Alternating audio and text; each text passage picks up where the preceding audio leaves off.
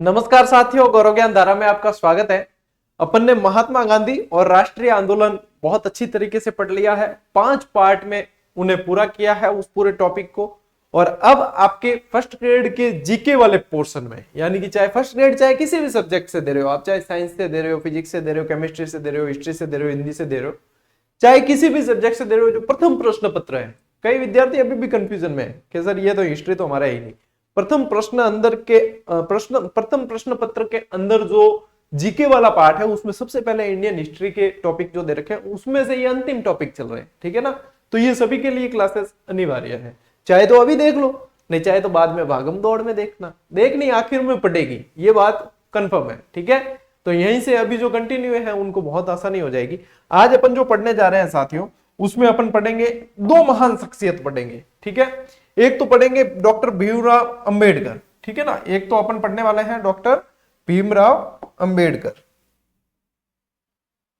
और एक अपन पढ़ने वाले हैं इसमें मौलाना आजाद साहब। यानी कि शिक्षा के क्षेत्र में यदि देखा जाए कि किसी ने शिक्षा को व्यवस्थित रूप से हथियार बनाया है और व्यवस्थित रूप से उसका यूटिलाइजेशन आप देखोगे तो वे ये 2 शख्सियत है, जिसमें अपने पास में समय भी है तो मैं काफी सारी एक्स्ट्रा जानकारी भी आपको दूंगा। एग्जाम ओरिएंटेड क्लास तो रहने वाली ही है अपनी, क्योंकि जो फैक्ट आपको चाहिए क्लास में एग्जाम के हिसाब से वो तो सारे ही आएंगे, लेकिन मैं आपको बहुत सारी चीजें और भी इस क्लास में बताने वाला हूं, ठीक है।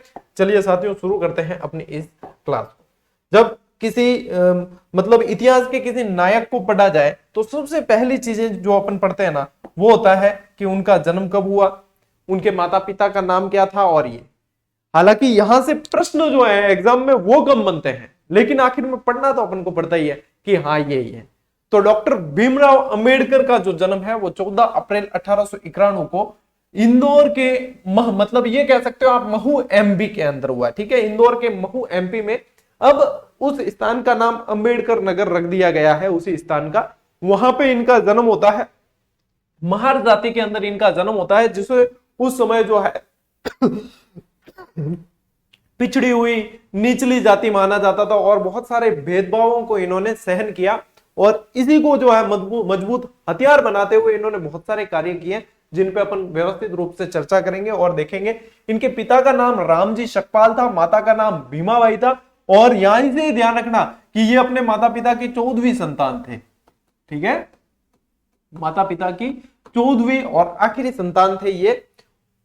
डॉक्टर भीमराव अंबेडकर शुरू से ही पढ़ने के दीवाने थे, मतलब मारवाड़ी में कहावत भी है, पूतरा पग पालने में दिख जाया करें।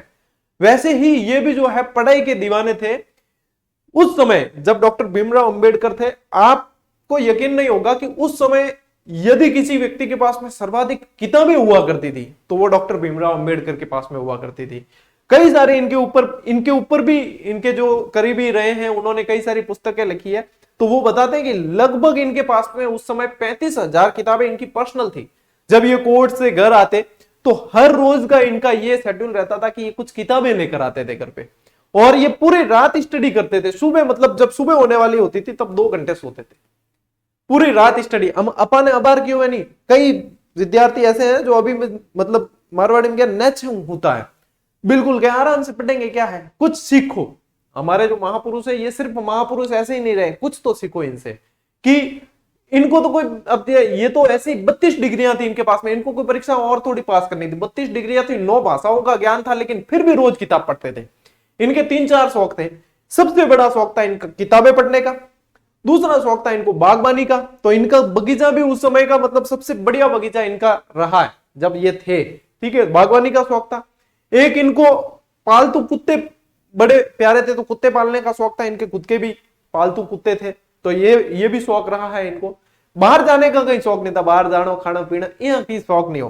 कोई कह भी देते हो साहब मैं आपने दावत दूं, होटल पधारो, मैं होटल की नहीं आऊं, मैं तन मन दावत देनी भी है ना अगर, तो तू मेरे घर आ जा, तेरा जो खिलाना हो वो लेर मेरे घर आ जा, बैठ आराम खा ला। तो बाहर जाने का शौक ये नहीं रखते थे, तो घर पे ही दावत भले लेकर आ जाओ, वहीं पे खा लेंगे। इस तरह का व्यक्तित्व था, ऐसा व्यक्तित्व जिसने भारत को संविधान दिया। अब संविधान को बनाने में बहुत सारे व्यक्तियों का रोल रहा है और बहुत सारे देशों का अध्ययन किया गया। 60 देशों का लगभग अध्ययन करके भारत का संविधान बना है। लेकिन संविधान को बनाने के लिए जो प्रारूप समिति थी, उस प्रारूप समिति के अध्यक्ष डॉक्टर भीमराव अंबेडकर थे। ठीक है, भारत के पहले, स्वतंत्र भारत के पहले कानून मंत्री डॉक्टर भीमराव अंबेडकर रहे हैं। तो इस पे अपन अभी चर्चा करेंगे। मैंने बहुत सारी चीजें आपको बता दी है। और डॉक्टर भीमराव अंबेडकर के यदि यहाँ पे तो है ना, ये तो आप क्या करोगे, यहाँ पे उपनाम कर देना। ठीक है, ये उपनाम है। महाड़ का महात्मा कहा जाता है क्योंकि महाड़ में इन्होंने बहुत सारे आंदोलन चलाए और दलित वर्ग से संबंधित जो व्यक्ति थे उन्हें बहुत सारे उनके हितों के लिए कार्य किए। अब कार्य क्यों करने पड़े और उस समय क्या स्थिति थी, उस पर भी बात करेंगे। देखो, जब डॉक्टर भीमराव अंबेडकर का जिक्र होता है या डॉक्टर भीमराव अंबेडकर जैसे शख्सियत के बारे में बात होती है, तो कहीं ना कहीं से दो पक्ष सामने आते हैं और दोनों पक्षों की अपनी अपनी विचार होते हैं, अपनी अपनी दलीलें होती है। ठीक है, लेकिन जिसने व्यवस्थित तरीके से पढ़ा है, अच्छी तरीके से उस स्थिति को जाना है, परखा है, उसके बाद में अपनी विचारधारा बनाई है, तो वो पाएंगे कि ये इन्होंने जो प्रयास किए, यदि ये प्रयास नहीं करते तो आज की जो स्थिति है, आज की स्थिति है यानी कि हम सभी वर्ग, सभी जाति, सभी जो भी संप्रदाय से संबंधित है, हम साथ में बैठकर पढ़ सकते हैं, साथ में बैठकर खा सकते हैं, साथ में बैठकर पी सकते हैं, कहीं भी आ जा सकते हैं।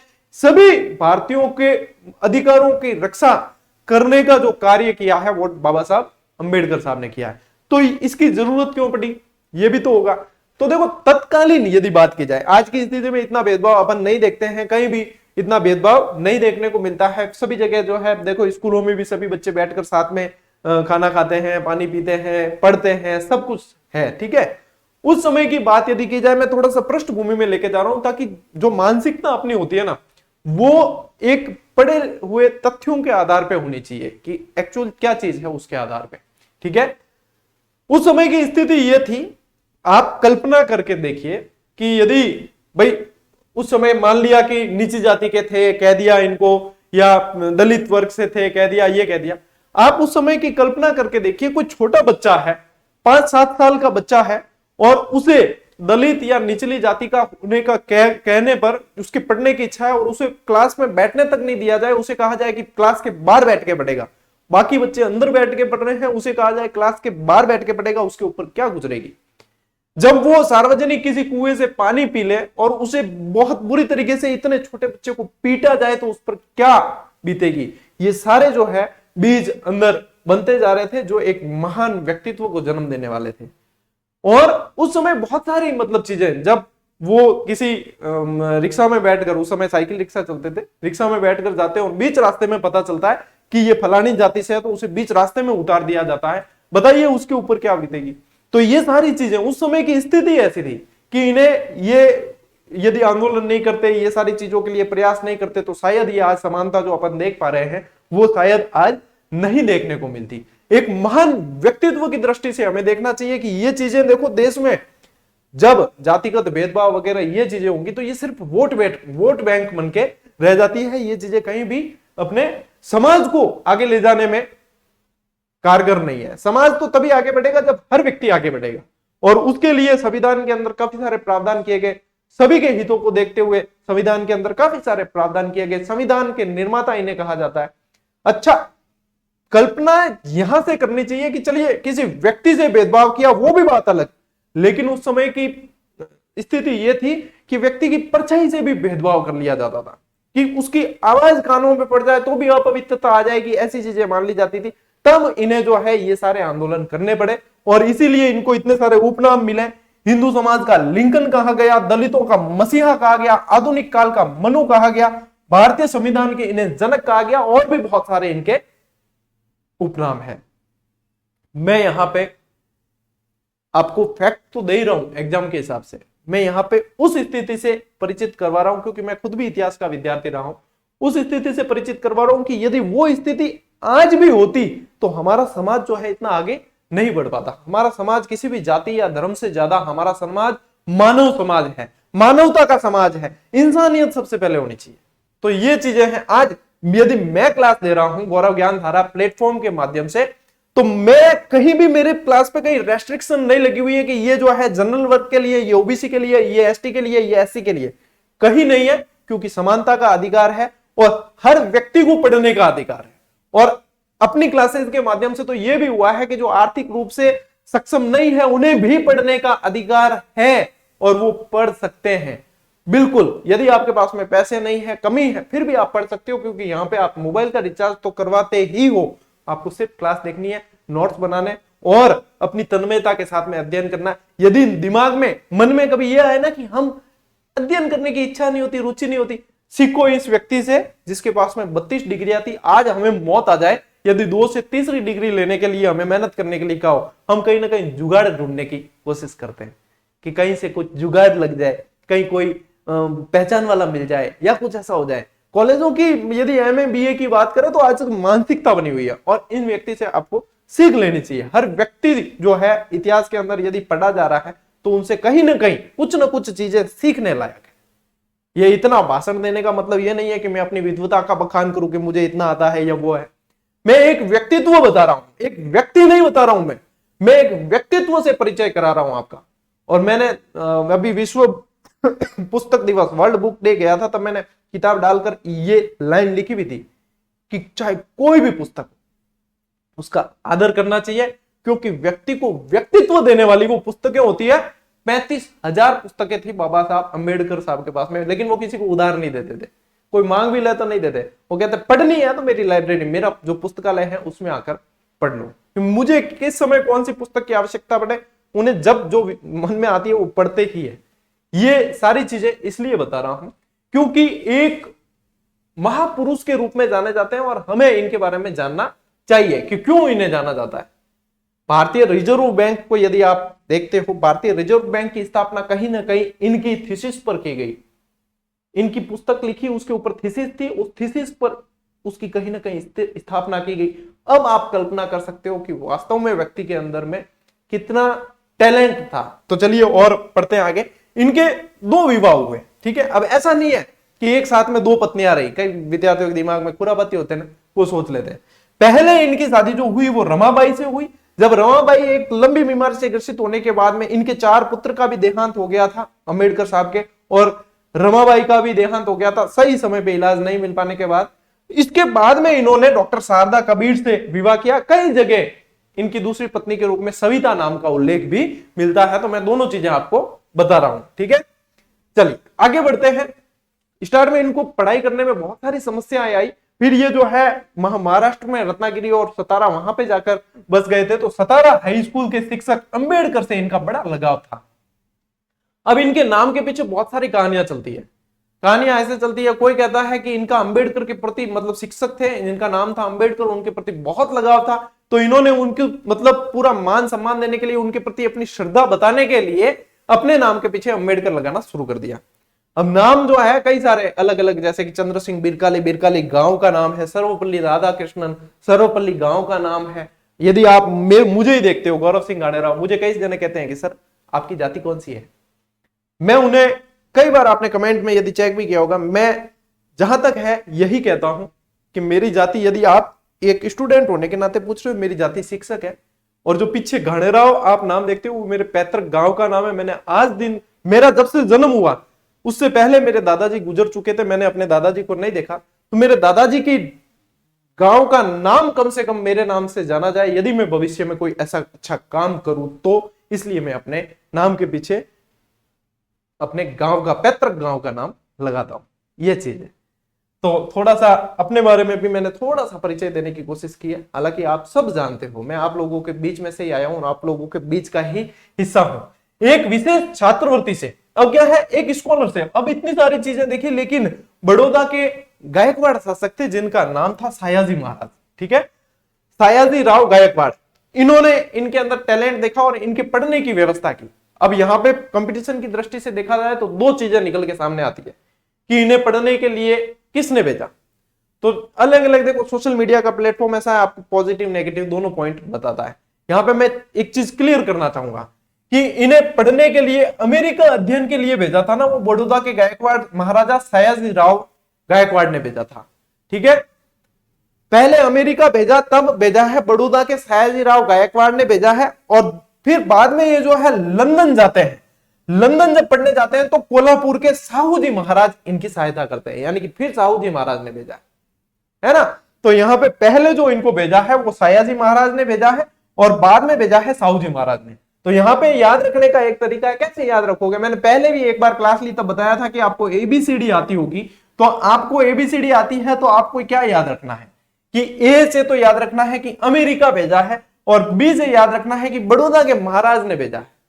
क्या याद रखना है? बड़ौदा के महाराज ने अमेरिका भेजा। अच्छा, ये भी एक समझौते के तहत था। ये समझौता ऐसा था कि इनके साथ में ये शर्त भी रखी गई थी कि आप अध्ययन करके आइए, बढ़िया अच्छी तरीके से पढ़ के आइए, उसके बाद में जो है आप यहाँ पे हमारे यहाँ पे जो कार्य होता है थोड़ा सा आप मतलब नौकरी कर लेना यहाँ पे, सीधी सी बात ये। फिर ये यहाँ वापस आने के बाद में मिलिट्री सेक्रेटरी रहे थे, सचिव रहे थे, ठीक है ना, सचिव के पद पे कार्य भी इन्होंने किया था। लेकिन ये चीजें है साथ में, और बहुत सारी स्टोरी है, कभी स्पेशली अपन ऐसा मोटिवेशनल या अंबेडकर जी के ऊपर ही वीडियो बनाएंगे, तब मैं आपको और भी बहुत सारी जानकारी देने का प्रयास करूंगा। लंदन अध्ययन के लिए भेजा है तो कोल्हापुर के महाराज ने भेजा है, साहू जी महाराज ने, ठीक है। तो देखो, या तो ऐसे याद रख लेना कि लोकल, अब लोकल का क्या मतलब हुआ, तो लोकल से इससे तो आपको लेना है लंदन, और इससे लोगे कि कोल्हापुर, ठीक है, या ऐसे याद रख लो, ठीक है। या फिर ऐसे याद नहीं रहे तो ऐसे याद रख लेना साल, किसी को सम्मान देते हो साल उड़ाते हैं ना, तो साल से याद रख लेना साहू जी महाराज, और भेजा कहां है, लंदन भेजा है, जैसे याद रहे। एक ये जो चीजें है ना, ये आपको रटने की आवश्यकता नहीं है कि साल रटे हम, आपने मुझे देखा है ध्यान से और ये लिखते हुए देखा है, जब आपके सामने प्रश्न आएगा ना, ये आवाज आप लोगों के कान में अपने आप गूंजेगी, ये दृश्य आप लोगों को अपने आप दिखेगा। ये पढ़ाई की विशेषता है, जो विश्वास करता है पढ़ाई पे उसके ऊपर, भाई गणपत सिंह जी सर है ना, वो हमेशा कहते हैं कि मां सरस्वती अपना ऋण कभी नहीं रखती। ये बात हकीकत सच है कि ये मां सरस्वती ऋण रखती नहीं। आपने इन पे विश्वास किया है, शिक्षा पे, आपने शिक्षक पे, शिक्षा पे, कंटेंट पे विश्वास किया, ये अपने आप याद आएगा। लेकिन आपने बिना विश्वास देखा है टाइम पास करने आगा कहां के नहीं, ओ आदमी किकन पड़ा हुआ है देखा, तो मतलब नहीं निकलेगा। चलिए आगे बढ़ते हैं।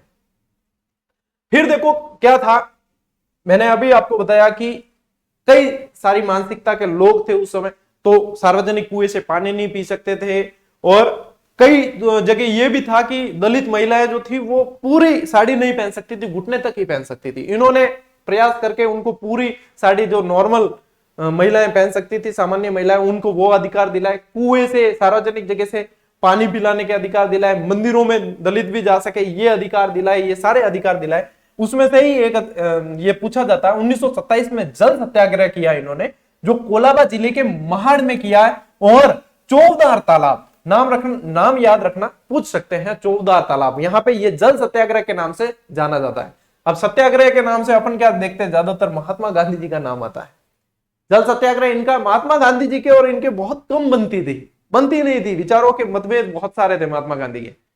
ये अम्बेडकर जी महात्मा गांधी जी को कहते भी है, क्या आप कहते हो कि मैं दलितों का हित करता हूं, मैं ऐसे है, मैं सब मानता हूं, तो यदि आप दलितों का हित करना ही चाहते हो तो आप जो कांग्रेस के सदस्य बनते हैं उनके साथ में ये शर्त रख सकते हो कि कांग्रेस के सदस्य वही बन सकते हैं जिन्होंने कभी ना कभी अपने जीवन में एक बार दलितों के साथ भोजन किया हो, जो कभी ना कभी दलितों के साथ एक बार मंदिर में गए हो, ऐसी ऐसी चीजें उन्होंने इनसे कही। तब महात्मा गांधी और इनके बहुत सारी बहस चलती थी। जो पूना पैक्ट से पहले भी महात्मा गांधी को अनशन करना पड़ा था, मैंने पिछली क्लास में बताया, कम्युनल अवार्ड हुआ, कम्युनल अवार्ड के बाद में 20 सितंबर को महात्मा गांधी जो है अनशन पर बैठते हैं। फिर मदन मोहन मालवीय, सरोजिनी नायडू, इनके प्रयासों से पूना पैक्ट होता है। 5 दिन अनशन करने के बाद में पूना पैक्ट होता है। ये चीजें हैं। 1927 में मनुस्मृति की सार्वजनिक रूप से इन्होंने मनुस्मृति को जलाया था, और इन्होंने सार्वजनिक रूप से पेरियार के समक्ष ही इन्होंने भगवत गीता का भी जो है आलोचना की थी।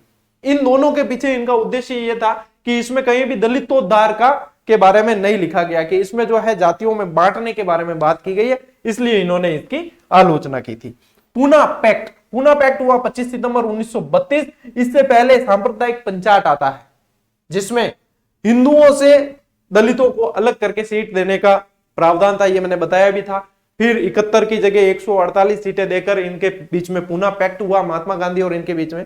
पूना पैक्ट पर 17 लोगों ने हस्ताक्षर किए, लेकिन महात्मा गांधी के हस्ताक्षर नहीं थे। अब ऐसे कैसे, महात्मा गांधी जी ने और इनके बीच में पैक्ट हुआ और महात्मा गांधी के हस्ताक्षर ही नहीं थे। महात्मा गांधी जी की तरफ से मदन मोहन मालवीय ने हस्ताक्षर किए थे। कई कई सारी जानकारियां जब इतिहास को व्यवस्थित तरीके से पढ़ते हो ना, तब वो निकल के सामने आती है कि ये जानकारियां इस तरीके से है। वो तब आती है जब आपका इसके प्रति इंटरेस्ट होगा। और यदि आपका जीजीडी के प्रति भी इंटरेस्ट है तो मैं इंटरेस्ट आपका जगा देता हूं, मैं कई सारी चीजें आपको चलती क्लास में काफी सारी चीजें बता भी देता हूं। तो ये चीज ध्यान रखेंगे, किसके किसके बीच में हुआ, गांधी जी और अंबेडकर के बीच में, मदन मोहन मालवीय, सरोजनी नायडू, जयकर, तेज प्रसाद सप्रू और तेज बहादुर सप्रू और इन सबके प्रयासों से हुआ है। राजगोपालाचारी तो इतने प्रसन्न हुए इस समझौते से कि अंबेडकर जी की पेन ले ली थी अपने पास में कि मैं तो इसको धरोहर के रूप में संजो कर रखूंगा, अपने पास में सहेज कर रखूंगा, कि ये मतलब मुझे बहुत खुशी देने वाला फैक्ट है। तो यहां पे ये चीजें आप लोगों को पता होनी चाहिए। सबसे मोस्ट इंपॉर्टेंट, यदि इस क्लास में सबसे मोस्ट इंपॉर्टेंट फैक्ट है कोई, तो वो ये है बहिष्कृत हितकारिणी सभा की स्थापना किसने की? डॉक्टर भीमराव रामजी अंबेडकर ने। ठीक है, कब की? तो 20 जुलाई 1924। और ये प्रश्न न जाने कितनी बार बना है और न जाने कितनी बार बनेगा। याद कैसे करोगे यदि बहिष्कृत हितकारिणी सभा आ गया तो? कि याद कैसे होगा कि गांधी जी भी ऑप्शन में आ गया तो कंफ्यूजन होता है। फिर याद ऐसे करना है कि बहिष्कृत यानी कि दलित, देखो उस समय समाज से बहिष्कृत माना गया इन्हें, तो बहिष्कृत लोगों के लिए प्रयास किसने किया? डॉक्टर भीमराव अंबेडकर ने किया। अंबेडकर जी लिखते भी है कि यदि मेरे सामने दो चीजें होगी, एक मेरा हित, एक देश का हित, तो मैं सबसे पहले देश के हित को चुनूंगा। यदि मेरे सामने दो चीजें होगी, एक देश का हित, एक दलित का हित, तो मैं दलित के हित को चुनूंगा। ये इन्होंने अपने पुस्तकों में कहा भी है। ठीक है, जैसा इतिहासकार लिखते हैं, जैसा सोर्सेस बताते हैं, उसके आधार पे मैं चीजें बता रहा हूं आपको। ऐसा नहीं है कि इसमें कोई मैं मेरी तरफ से मनगढ़ंत कोई बात कह रहा हूं या ये सारी चीजें एक स्टडी के आधार पर और किताबों को पढ़ने के आधार पर कही जाती है। जब आप खुद भी उस लेवल की किताब है, उसके लिए पढ़ना पड़ता है, पोथियां पढ़नी पड़ती है, तब उस लेवल की जब पढ़ेंगे तब आप जान पाएंगे कि अच्छा ये चीज यहाँ पे इस लेखक ने इस तरीके से ये लिखी। मैंने इतनी सारी चीजें आपको अभी के इतने सारे भाषण में बताई ना, वो कम से कम 15-16 किताबों के मिश्रण के आधार पर है। बात करें कि 1947 में मंत्रिमंडल के कानून मंत्री रहे। देखो जब जवाहरलाल नेहरू जो है पहले प्रधानमंत्री बनने वाले थे, वो अपने कैबिनेट की लिस्ट लेकर महात्मा गांधी जी के पास जाते कि गांधी जी देखो आ लिस्ट है, ए मंत्री बने। गांधी जी देखी, गांधी जी कह के भीमराव अंबेडकर का नाम कहा है। उस समय नेहरू जी भी इस पर एग्री नहीं थे, लेकिन गांधी जी के कहने पर, देखो मतभेद भले ही थे, है ना, लेकिन फिर भी गांधी जी के कहने पर फिर बाद में उनका नाम शामिल किया गया और पहले कानून मंत्री का दर्जा इन्हें दिया गया। उसी के बाद में जो है 29 अगस्त 1947 को गठित प्रारूप समिति, संविधान बनाने के लिए जो प्रारूप समिति का गठन किया गया, उनके अध्यक्ष का पद भी डॉक्टर भीमराव अंबेडकर को दिया गया इस प्रारूप समिति का। फिर उसी प्रारूप समिति ने बहुत सारी चीजें जो है संविधान के अंदर कई सारे जो प्रावधान किए, तो मतलब काफी सारा मेहनत जो थी वो इसके आधार पे। 14 अक्टूबर 1956 को बुद्ध धर्म ग्रहण कर लिया किसने? डॉक्टर भीमराव अंबेडकर ने।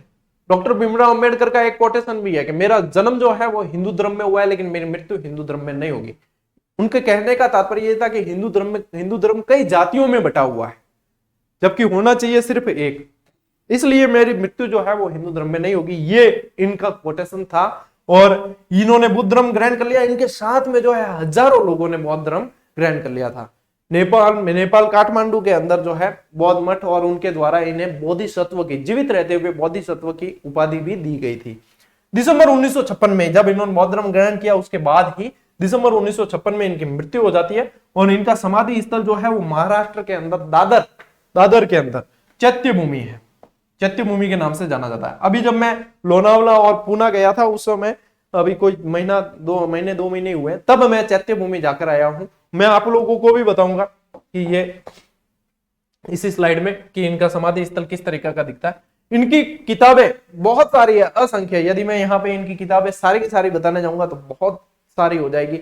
आप जो है इनकी किताबें जो है, आप कोई भी किताब पढ़ते हैं या कहीं से, वहां से आपको अलग अलग पढ़ लेनी चाहिए, क्योंकि सारी तो स्लाइड्स में शामिल हो ही नहीं सकती।